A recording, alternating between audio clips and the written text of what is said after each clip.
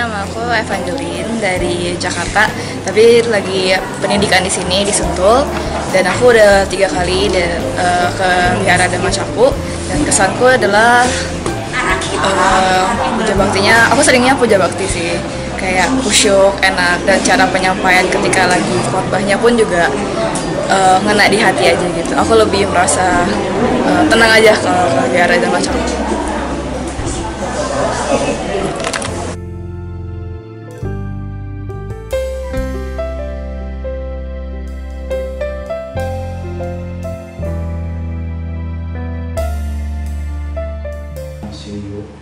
Asatu Dhamma Utama. Apalah artinya ia yang tidak mengetahui Dhamma Utama hidup sepanjang 100 tahun. Tetapi ia yang mengetahui Dhamma hidup sepanjang 1 hari adalah lebih baik. Kudaka Nikaya Dhammapata kata.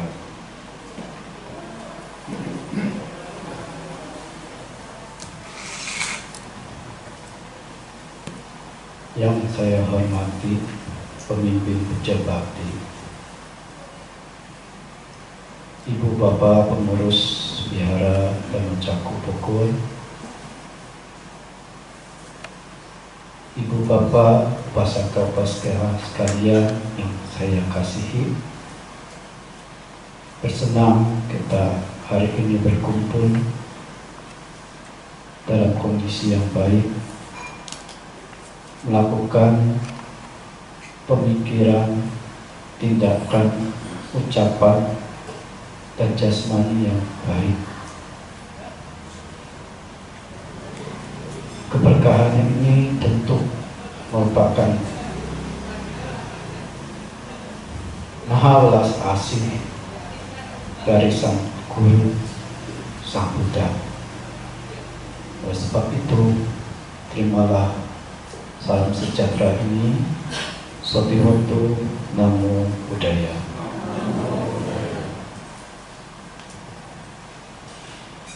Ibu bapak, saudara-saudari yang berbahagia, hari ini kita melakukan tindakan yang merupakan ciri khas karakter yang kuat, yang mendasar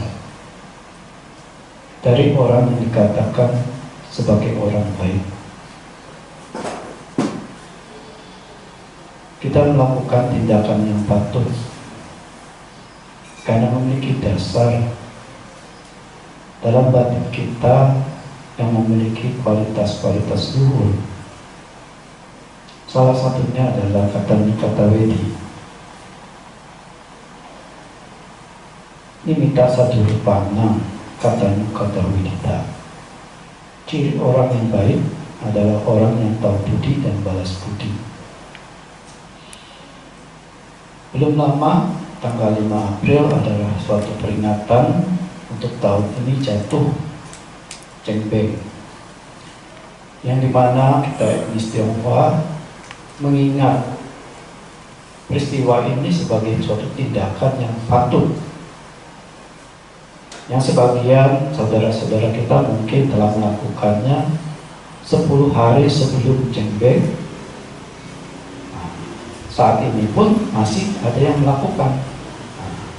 Menurut tradisi, ya kira-kira 8 hari setelah Cengbeng yang masih patut, masih boleh dilakukan. Bante mendengar Dhamma Cakku akan mengadakannya nanti tanggal 30 April.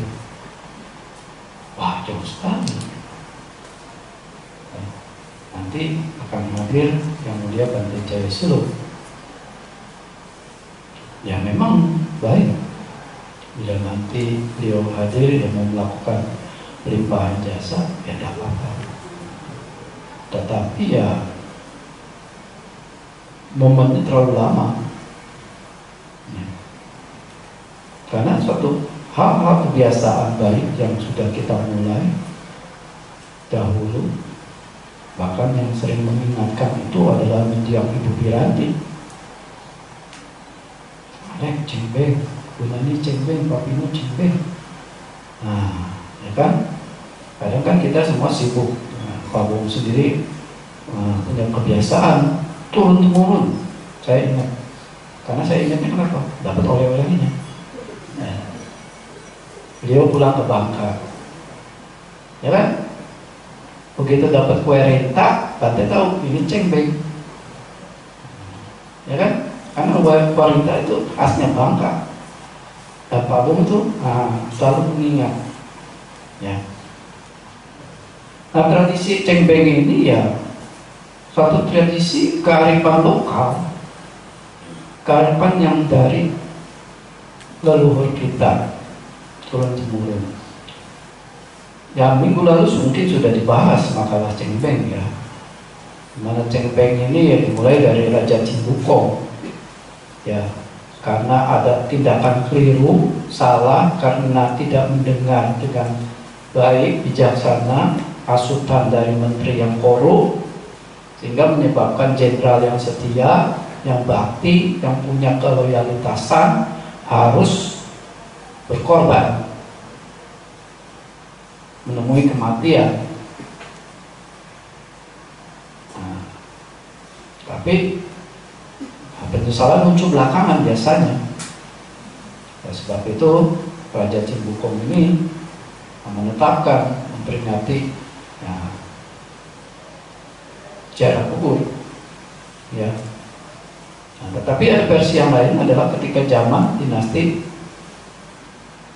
Ming, ya, ketika raja pertama Chu Guangqiang setelah melalui upaya-upaya yang keras membebaskan penderitaan rakyat, ya, boleh dikatakan ya itu dijajah oleh apa? Ya, oleh bangsa Mongol, ya, bangsa Guan. Nah, begitu rakyat terbebaskan dan beliau pun diangkat sebagai kaisar Tiongkok saat itu dengan dinasti Ming. Nah, beliau setelah menduduki kedudukan yang mulia ini berpikir, orang kalau minum harus ingat sumbernya. Nah, ini ada pepatah, kalau kita minum air, ya, harus segera mengenal sumber dari air ini. Nah, pepatah ini mengingatkan kita, ketika kita memperoleh sesuatu yang melegakan batin kita, kita harus ingat sumber kita. Siapa? Orang tua, para leluhur. Sehingga Kaisar Chu Guangqiang ini pun ketika menikmati kemuliaan besar sebagai Kaisar Tiongkok, berpikir, saya bisa duduk di takhta kebesaran ini adalah budi jasa dari ayah itu.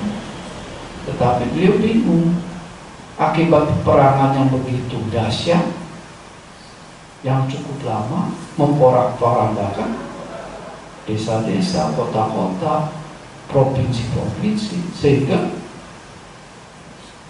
berantakan, luluh lantak, sehingga beliau sendiri tidak mengetahui di mana kuburan ayah ibunya ini. Nah, saat itu ada seorang menteri yang memiliki pemikiran baik, yang memberikan suatu masukan. Baginda, sepatutnya bila Baginda mengadakan suatu pengumuman agar seluruh rakyat negeri ini pada hari ini, yang diputuskan tanggal 5 April atau 4 April penanggalan Masehi, itu melakukan bersih-bersih kuburan, melakukan puja. Maka kan disebut Qingming atau Cengbeng. Qing bersih, Ming terang, ya, atau Beng terang. Nah, bersih-bersih kuburan. Kalau Imlek bersih-bersih rumah. Ya. Kalau Cengbeng, nah iya jangan bersih-bersih rumah ya. Ya rumah setiap hari dibersihkan Ibu Bapak. Ya. Nah, biar ada macam juga ini harus dibersihkan setiap saat. Ada kotoran yang langsung disapu, jangan dibiarkan. Ya. Dan suatu apresiasi yang kita terima cukup baik. Kemarin saja datang yang mulia Bante Sombat Pawito, datang, beliau baik, bersih sekali, luar biasa ini wihara. Nah, siapa yang dapat pujian? Dewi-dewi dapur itu tuh, ya, dengan beberapa orang. Ya itu suatu hal yang tanpa harus publikasi orang akan melihat, kok bisa begini, dan berbeda dengan tempat-tempat lain yang beliau pernah datangi. Ya. Nah, beliau bersenang, berbisik, ini surga, surga. Nah, beliau tertarik, ya.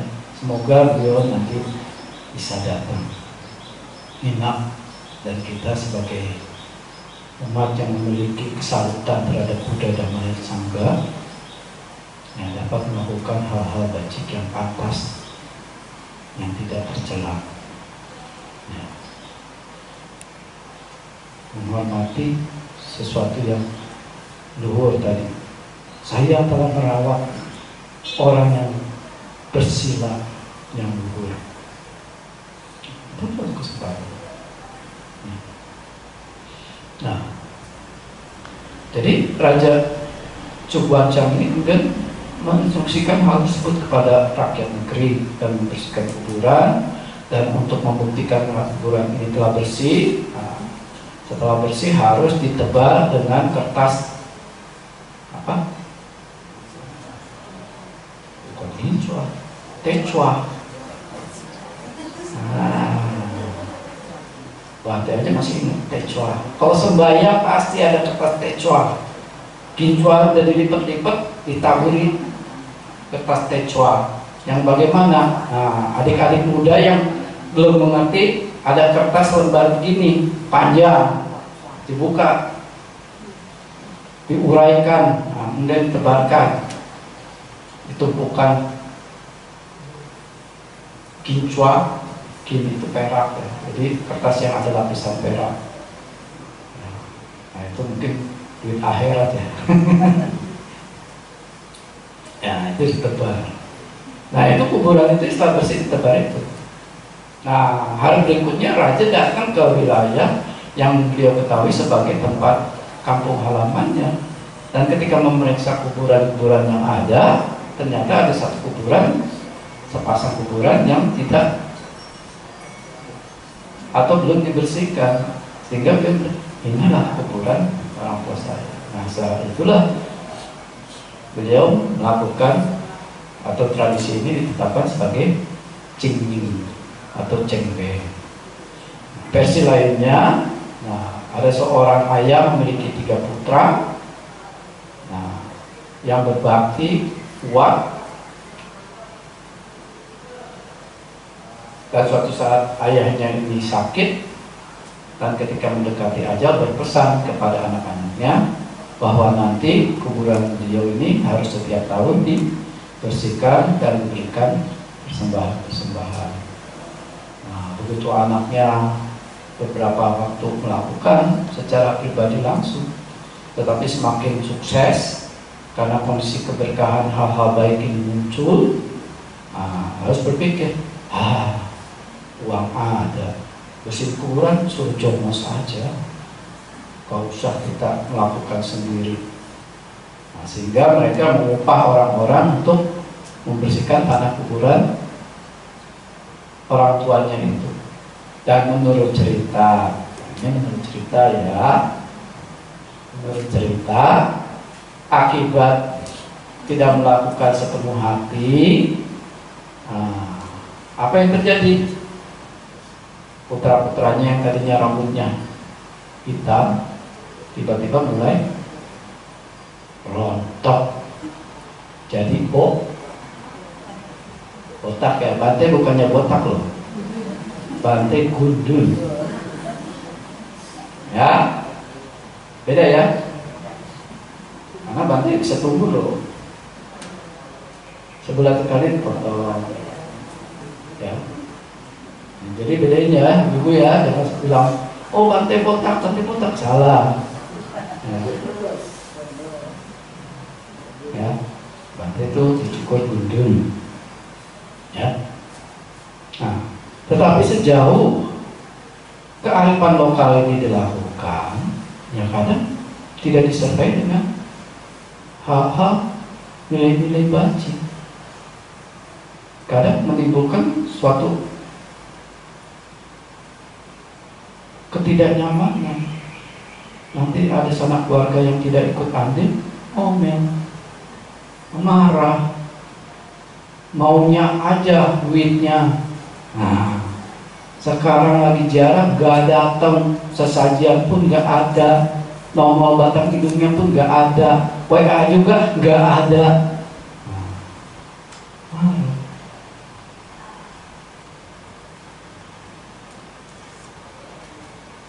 Ya kenapa? Karena kearifan lokal ini lambat laun tidak disertai oleh permaknaan hal-hal bajik dan nilai-nilai.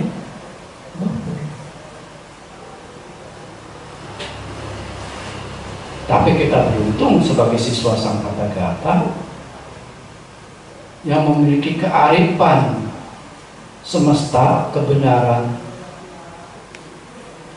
melihat kearifan-kearifan lokal ini, tradisi-tradisi ini akan mendatangkan suatu nilai yang jauh lebih sempurna, lebih lengkap bila disertai dengan permaknaan yang tepat dan nilai-nilai.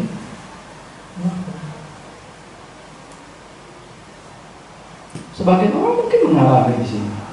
Tradisi China itu ada Imlek sembahyang, Sagwe sembahyang, Cikwe sembahyang, ya kan? Pecun sembahyang, apalagi Cengbeng sembahyang, Onde sembahyang. Tapi pernah nggak terbersih momen-momen itu ada hal yang bisa kita selipkan, kita tambahkan nilai-nilai ini? Bukan suatu tradisi yang istilahnya suatu penyajian-penyajian yang hanya kita sampaikan, kita haturkan kepada para leluhur sanak keluarga kita. Tetapi dengan memahami Buddha Sasana ini, kita bisa memasukkan tradisi ini dengan nilai-nilai kebajikan semesta. Yaitu apa? Nah, Bante dulu mengatakan setiap persembahyangan Imlek, Sagwe, Cikwe, mendiang Bapak Hendra Asadi yang tadi disebutkan oleh Bapak Bimo, memberitakan kepada umat-umat Vihara Dhamma Cakku, setelah puja bakti silakan datang ke rumah. Untuk apa? Untuk mengulang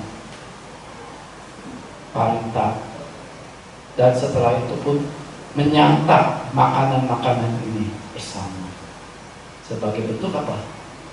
Dana. Nah, itu suatu hal yang menurut Bante ini memiliki nilai yang jauh lebih, ada kelengkapan yang menyenangkan. Dan patidana ini suatu hal yang menunjukkan nilai-nilai luhur tersebut seperti sekarang. Ya. Kita tidak menyajikan kan di sini di altar Buddha makanan, ya. Karena kita berpikir ya Buddha sudah paling banyak. Bukan aturan itu yang perlu kita berikan, tapi aturan menjaga pelestarian sasana ini agar kita dapat mencerapnya, mengingatnya. Dengan kita mengingat, kemudian kita mengimplementasikan dalam tindak tanduk kita keseharian, itu suatu bakti kita pada Sang Guru.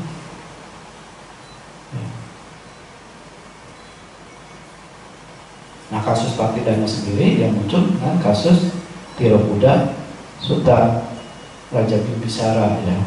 Bante tidak perlu bercerita jauh ya, karena Bante yakin ibu bapak sekalian, adik-adik sudah mengenal kan Tirokuda Sutta.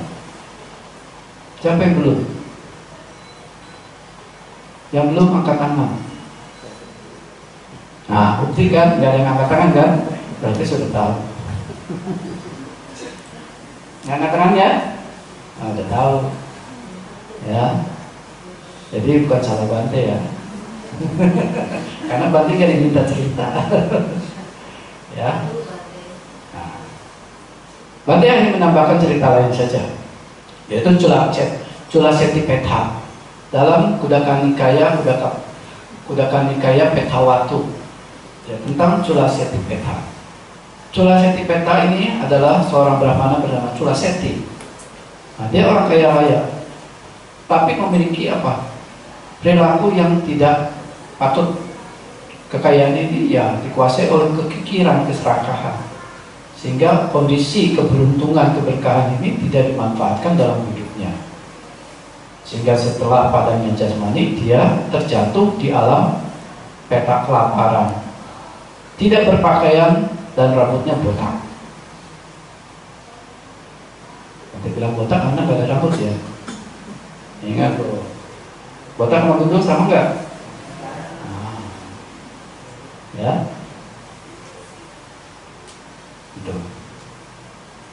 Nah, melesat di angkasa ketika saat itu Raja Ajatasattu sedang menikmati suasana malam di podium yang tinggi dan berpikir, waduh, ada Brahmana tidak berpakaian sakti lewat. Hai Pertapa, mau kemana Anda?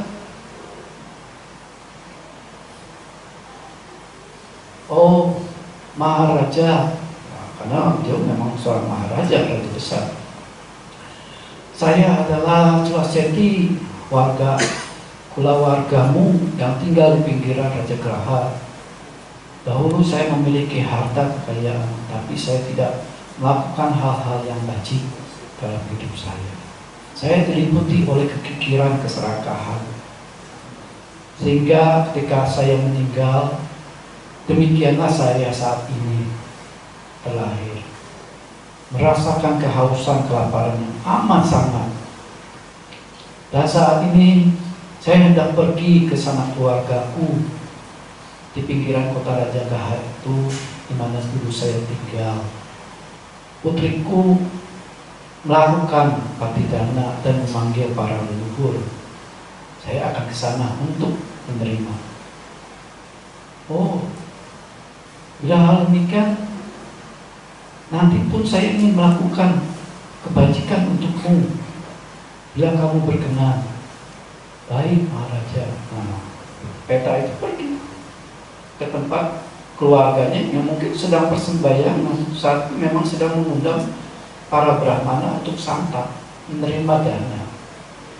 Tetapi ketika peta itu berada, apa yang dirasakan? Tidak merasakan sesuatu yang menarik dirinya itu untuk mampu bersuka cita. Karena apa? Sanak keluarga ini melakukan dana dengan pemikiran yang masih dikuasai oleh keserakahan. Semoga saya kopi-pekan, semoga saya panjang umur, semoga saya murah rezeki, semoga saya enteng jodoh, dan sebagainya. Sibuk dengan pemikiran-pemikiran yang bersekutu dengan keserakahan. Bahkan mungkin ada kebencian. Saya tidak undang ibu yang ono, karena dulu dia pelit. Nah, ya. Nah, jadi peta ini pun bersedih, akhirnya kembali lewat lagi di depan Maharaja Ajatasattu tersebut. Dan kemudian, kenapa Anda kok bersedih? Sanak keluargaku tidak mengerti dhamma yang utama, dhamma yang luhur. Akibat-akibat yang dimana seseorang mewarisi perbuatan. Karena peta ini mampu melihat dampak dari perbuatan buruknya ya. Karena lahir spontan, sehingga beliau menyesal sudah salah, sudah terkondisi lahir. Ya, satu-satunya jalan yang mencari kondisi yang mampu membuat dirinya sukacita. Akhirnya raja menawarkan, baik, saya akan memberikan, karena Sulaseti Peta ini pun meminta agar dana ini diberikan pada orang yang memiliki moral yang baik dan kesamuan orang-orang yang mulia. Akhirnya Raja Atasatu pun berdana kepada siapa? Kepada sang guru, sang Buddha beserta para siswa beliau yang telah mencapai. Dan ketika pemikiran Raja Atasatu diarahkan kepada Sulaseti Peta ini, ya saat itu pun Sulaseti Peta ini bersuka cita yang luar biasa, dan beliau pun mengalami kemuliaan. Terlahir sebagai yaka yang memiliki kekuatan supernova dari manusia biasa dan kekuasaan yang besar. Jadi dari cerita ini, selain kita melakukan limpahan jasa, nah gagal melimpahkan jasa, kita harus melihat juga objek yang akan kita sebagai ladang kebajikan ini harus memiliki kekuatan yang mampu membuat orang lain suka cita. Siapa yang di sini anak orang tuanya senang? Ujang, anak ibu nolongnya pandai deh. Senang gak? Oh iya kan.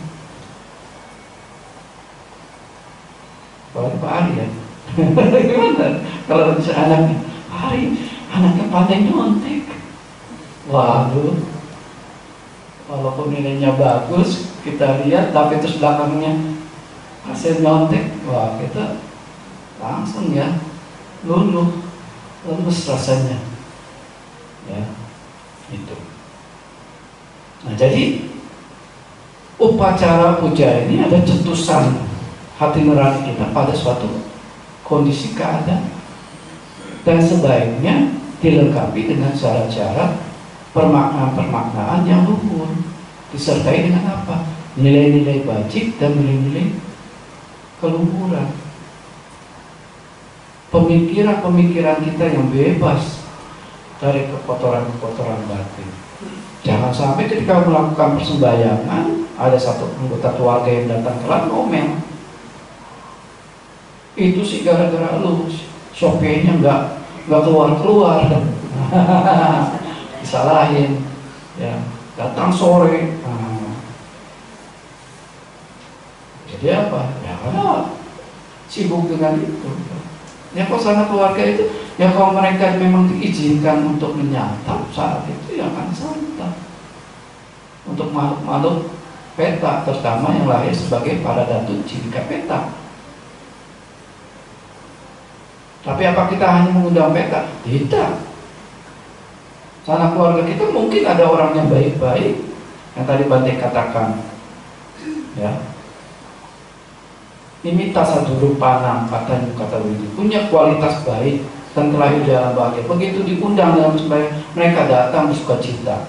Oh, kerabatku ini masih memiliki hal-hal yang sungguh luhur, bajik, dan itu mendatangkan rasa senang.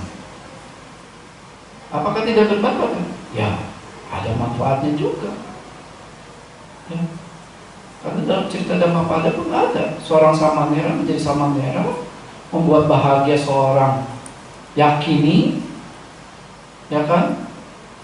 Dan berita ini pun para kelompok yakini ini memuji, anakmu ini jadi Samanera luar biasa hebat. Dan terus akhirnya Samanera ini menjadi biku, tambah luar biasa. Tiba-tiba biku ini tiba-tiba ada kejenuhan dengan kehidupan kesamanaan ini. Ada niatan suatu hari ingin meninggalkan latihan. Wah, ibunya yang terakhir jadi yakin ini was-was. Karena apa? ya sumber kemuliaan beliau ini akan bisa lenyap, sehingga akhirnya masuk ke tubuh biku itu, sehingga biku itu kesurupan dan berbicara kepada keluarga biku saat itu agar jangan dia melepaskan pelatihan luhur ini. Nah, ketika tersadar, kemudian keluarga yang mendengar ocehan ketika dia kesurupan, nah, memberitahu itu, sehingga apa? Biku muda ini pun tergugah, muncul keterdesakan batin. Bodoh saya, kenapa pemikiran buruk ini muncul pada diriku? Ingin meninggalkan pelatihan yang sesungguhnya ada. Inilah jalan satu-satunya bagi seseorang yang ingin terbebas dari derita. Bahwa aja pengen terlepas dari derita aja susah, ya, ya karena udah dicam-cam, udah diikat, gak ada talinya nggak kelihatan. Ya, tapi bahwa pandai, ya, tidak berpikir negatif, tidak berpikir sempit. Saya harus bikin jalan yang betul-betul lapang nanti. Di masa yang akan datang saya lapang nanti. Tidak ada lagi hal yang membuat rintangan-rintangan. Nah, ibu bapak sekalian, Pak Ai masih banyak mau lewat, ada bangku, ya kan? Mau lewat sini ada lemari. Jadi siap-siap melewat, belok. Kadang kepadu, ya, kesenggol. Jadi kalau kita mau bikin lama, wah jalannya lebar, lurus, terang, ya. Begitu. Nah, ini yang harus diwaspadai, ya. Jadi suatu tradisi ini harus memiliki pemaknaan dan penumbuh kembangkan nilai-nilai wajib. Bukan kita anti. Ingat ya, salah loh. Dimana kearifan-kearifan lokal itu bisa berakar di masyarakat, pasti ada sisi nilai-nilai positifnya. Nah, tinggal kita harus pandai, smart. Kalau kita sudah menerima ajaran sang guru ini, menyertakannya dengan kearifan universal.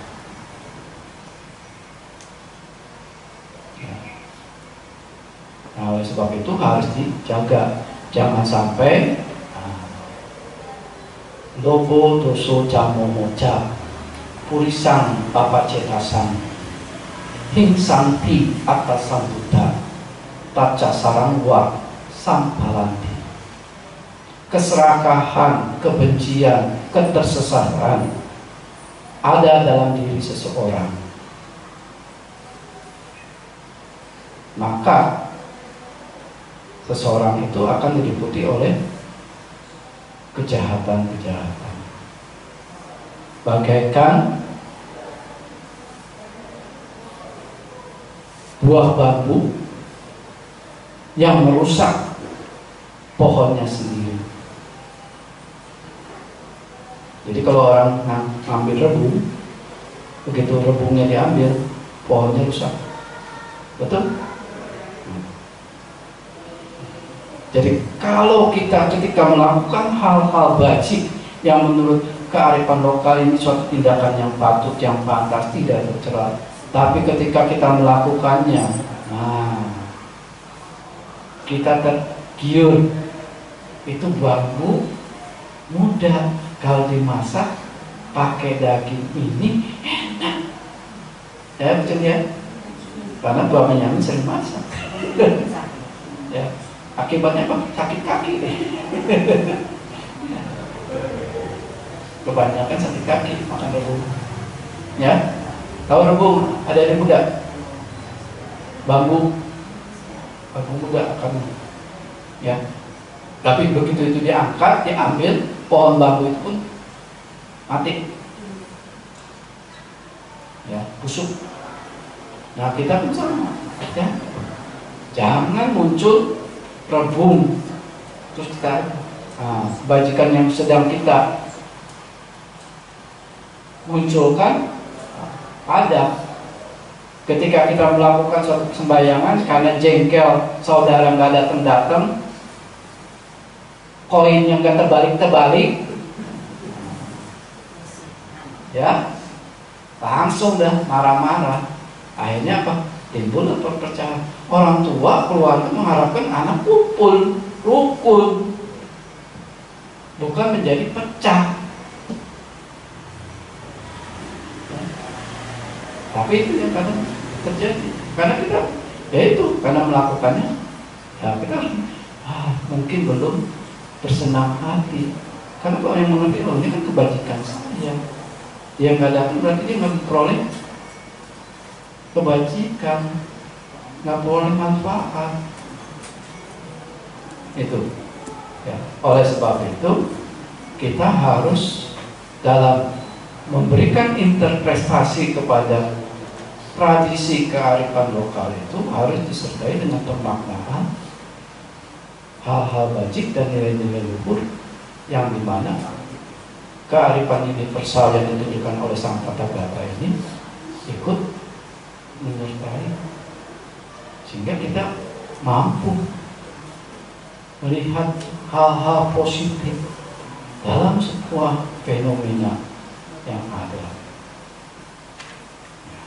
dalam semua fenomena.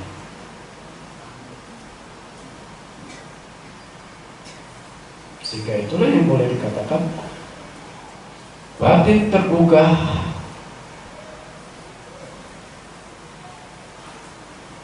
yang sering orang kumandangkan Sangwega Cita. Kalau itu hanya muncul ketika ada yang meninggal. Apa hanya waktu meninggal? Sangwega Cita itu harus kita kembangkan. Kapan? Bermum setiap saat. Karena kata Sangwega Cita itu ya karena mendesakkan. Akar katanya wega. Wega itu apa? Memaksa kekuatan dorongan impulse untuk bergerak, menyebabkan sesuatu bergerak, menyebabkan batin kita bergerak. Bergerak karena apa? Satu, karena kondisi mungkin kita takut. Takut apa? Apa yang kita miliki ini akan berubah. Kita sehat pasti berubah nggak? Berubah. Ketampanan, kecantikan kita berubah nggak? Berubah. Nah kalau yang berubah ini terus kita lekati, menimbulkan apa? Penderitaan kan? Karena perubahan ini kan tidak bisa kita kuasai. Terus berubah. Ibu bapak sekalian, adik-adik sekalian, hari demi hari mengalami perubahan. Ya. Si Jasper yang dulu kecil aja, pantai ingat sekarang sudah sebesar ini. Ya. Itu anaknya Iren. Dulu Iren gendeng-gendeng. Sekarang udah dari gendeng lagi, berat namanya. Ya. Karena apa? Takutnya apa? Ini berubah, sesuatu yang berubah, yang tidak perlu kita lekat. Kita gemetar. Siapa yang siap sekarang mati?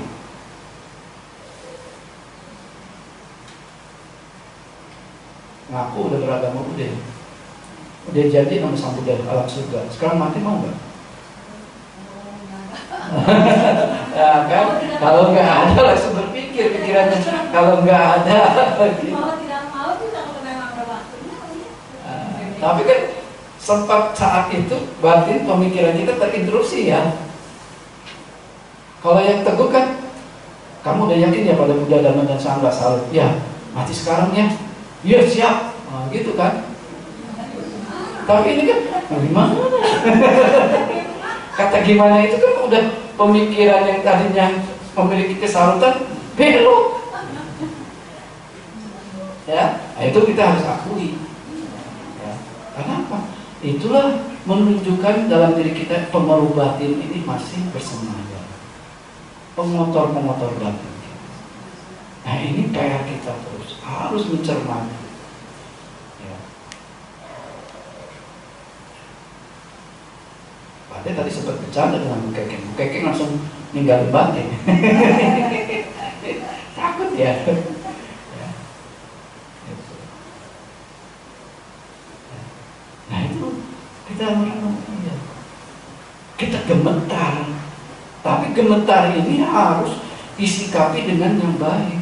Oh, saya harus segera melakukan hal-hal tadi agar walaupun nanti memang sudah saatnya harus saya pergi, lepas. Ketika melepas, jangan menimbulkan kesakitan. Kesakitan secara apa? Batin. Orang yang kita cintai sesungguhnya siapa sih? Nah itu. Pak Ai walaupun dulu punya Bu Heli, saya yang mengatakan cinta. Tapi kalau ditanyakan, mau nggak pulang sama-sama? Mikir, Bu Heli mikir dulu. Kamu duluan lah. Aku kan masih ada tugas, si Ahmad belum nikah. Nah gitu kan. Nah, begitu. Ya. Nah itu pun istilahnya kita juga nggak bisa minta ya. Kita semua mengalami, kita kehilangan orang-orang yang kita sayang, kita kasih, dan mereka pun mengasihi kita. Dalam hati mereka juga ingin tidak berpisah, tapi kan hukum ini tidak bisa dibelokkan, tidak bisa ditentang. Ya. Nah, jadi Samvega Citta itu adalah sesuatu kekuatan yang memaksa, memiliki power, dorongan untuk kita bergerak, baik itu terhadap sesuatu yang menimbulkan ketakutan, gemetar, ataupun kekaguman. Kalau kita kagum dalam Sang Buddha, harus praktek ajarannya. Jangan kagum cuma kayak orang cheerleader. Oh cheerleader. Kalau tiap main basket kan ada cheerleadernya kan, gitu ya. Ya kan? Tapi dia masukin bola nggak? Cuma senang doang. Yang capek siapa? Ya. Yang dapat piala pemainnya bukan cheerleader ya. Yang dapat poin.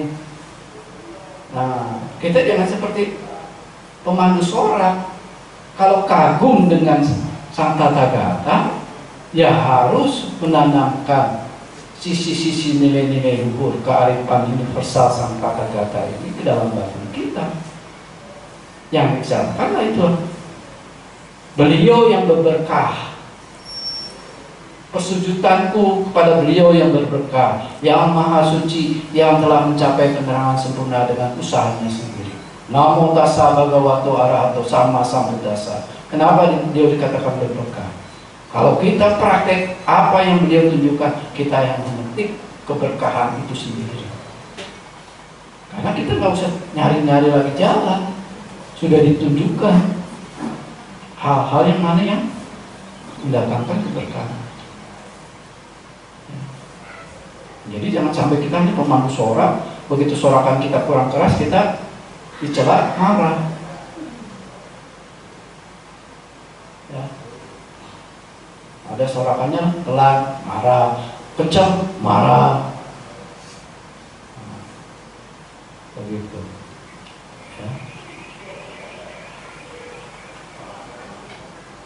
Nah, jadi itu yang harus kita lakukan dengan cepat, urgensi, ketermendasarkan. Kita harus berpikir, mungkin besok saya mati. Nah, adik-adik walaupun muda harus ingat, mungkin besok bangun nggak melek lagi. Nah, apa yang telah saya perbuat, yang harus saya lakukan? Apakah saya sudah belajar untuk persiapan biar besok? Nah, jangan pikir, nanti belajarnya mendekati pagi SKS, sisi tersebut semalam. Ya. Yang itu kan semua melalui lah, Bante aku juga. Ya. Gitu. Jangan ya. Jadi ada suatu keberuntungan adik-adik muda bisa mengenal dharma pada usia yang muda ini. Berarti menunjukkan apa? Kalian mempunyai nilai kebajikan yang jauh lebih besar dari oma-opa yang ada di sini. Mereka di usia yang udah cukup tua baru mengenal dharma. Sebelumnya nyasar kemana-mana. Ya, kalau kita lahir langsung tahu arah, tahu jalan, jangan kita berbelok. Ya, jangan kita berbelok. Berbelok karena apa? Karena punya pacar, pacarnya lain, berbelok. Karena apa lagi? Pekerjaan, berbelok. Hati-hati. Saya, kalau bisa kita yang punya power, pacar kita yang berbelok, ya, itu menunjukkan saya punya kualitas lebih besar. Kalau kita yang berarti kita memang lemah, lemah. Kalau kita katakan kita punya power kuat, itu nggak nanti berbelok. Ya, itu. Ya. Nah, bentuklah arus jasa kebajikan yang banyak, yang besar, di mana arus kebajikan ini adalah makanan surgawi. Ketika matang, kebajikan ini pun akan mengkondisikan berakhir di alam yang bahagia. Apa itu? Satu, menjaga kesalutan kita kepada Buddha, keyakinan kita kepada Buddha, menjaga kesalutan kita kepada Dharma, menjaga kesalutan kita kepada Sangha. Dua, satu, pemberian yang besar, pemberian yang utama, pemberian yang merupakan hal yang sudah lama dilakukan, sifatnya tradisional, primitif, tidak pernah dipalsukan dan tidak akan pernah dipalsukan, tidak akan dipalsukan dan dipalsukan, bahkan tidak akan dicela, dibantah oleh orang-orang bijak. Apa? Yaitu ketika kita mempraktekkan 5 sila kita, kemoralan kita dengan kuat, permohonan yang kita ucapkan menjadi suatu pelandas agar pemikiran-pemikiran tidak bacik buruk ini tersingkir dengan kita menanamkan pemikiran ke arah apa yang telah kita mohonkan. 5 sila ini. Nah, inilah 8 hal yang dikatakan arus jasa yang merupakan makanan surgawi yang bila matang akan mengkondisikan seseorang mengarah pada alam-alam bahagia. Dan demikian pula sanak keluarga kita yang telah meninggal, mereka pun mampu mengokohkan dirinya bersama cita pergi dari alam-alam yang tidak menyenangkan menuju alam-alam yang baik, apakah manusia atau dewa. Dan raihlah keberuntungan, keberkahan, yaitu dapat mengenal, mencari ajaran sejati dari orang yang tercerah. Setelah itu, kokohkan diri dalam ajaran itu dengan sungguh-sungguh. Nah, ini di dalam Itipitaka, Tika Nipata, Catuttawaga,